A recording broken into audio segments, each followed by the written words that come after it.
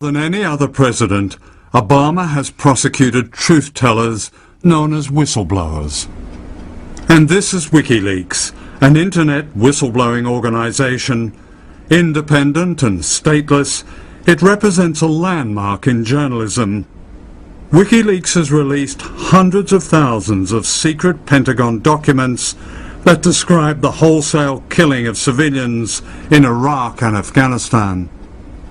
In the information that you have revealed on WikiLeaks about these so-called endless wars, what has come out of them? Looking at the enormous quantity and diversity of these military or intelligence apparatus insider documents, what I see is a vast, sprawling estate, what we would traditionally call the military intelligence complex or military industrial complex, and that this sprawling industrial estate is growing, becoming more and more secretive, becoming more and more uncontrolled.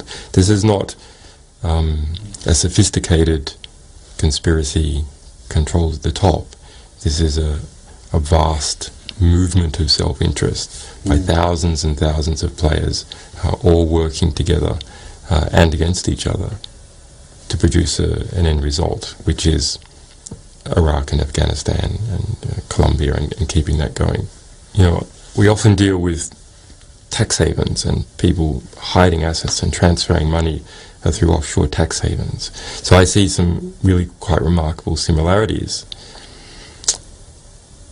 Guantanamo is used for laundering people to an offshore haven which doesn't follow the rule of law.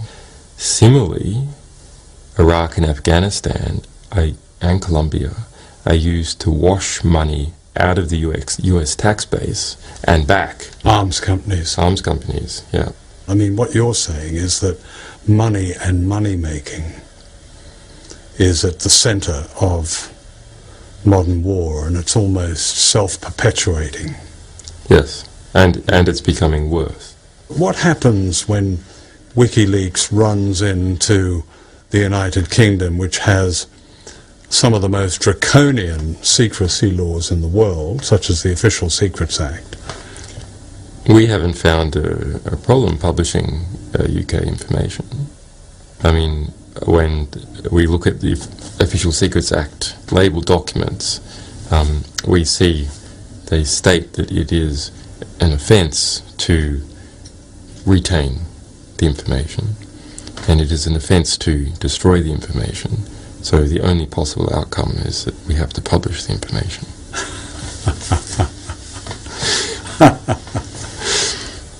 And that's what which we have done on many, many occasions. I noticed one that I had a personal interest in was one that from the Ministry of Defence, classified document that equated terrorists with investigative journalists as threats. And Russian spies. And Russian spies. Yeah, as in fact, in many sections of that report, investigative journalists are the number one threat to the sort of information security of the Ministry of Defence. So that was a 2,000-page document on how to stop leaks from the Ministry of Defence, which we leaked.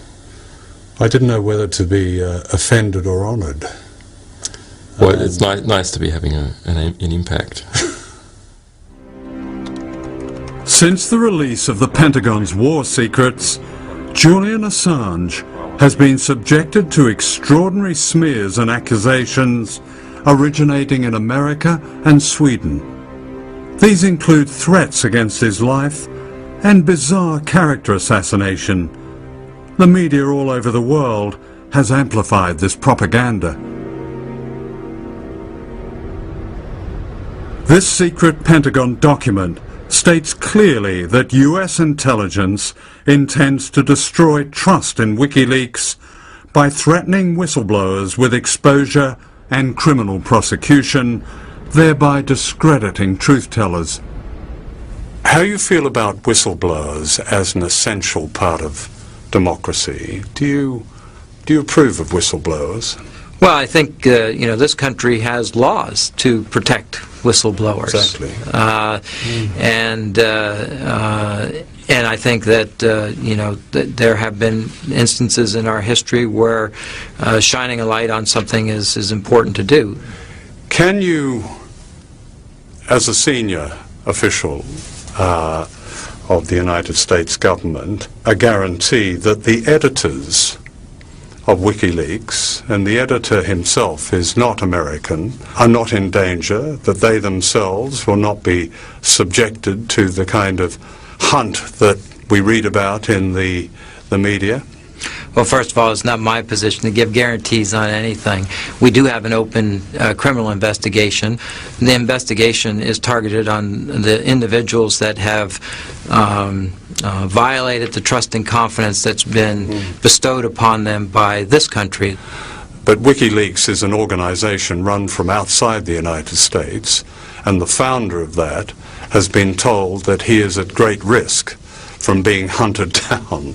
I don't know in what form. And neither do I, so I'm afraid I can't help you. I mean, for you to receive that volume of documentation suggests that there must be something of a rebellion going on within the system. Yes, I mean, it's the one hopeful thing is in fact that there are good people in the US military, and some of those people have had enough. It's sort of another way of being a conscientious objector, and in fact arguably a far more powerful way of objecting to the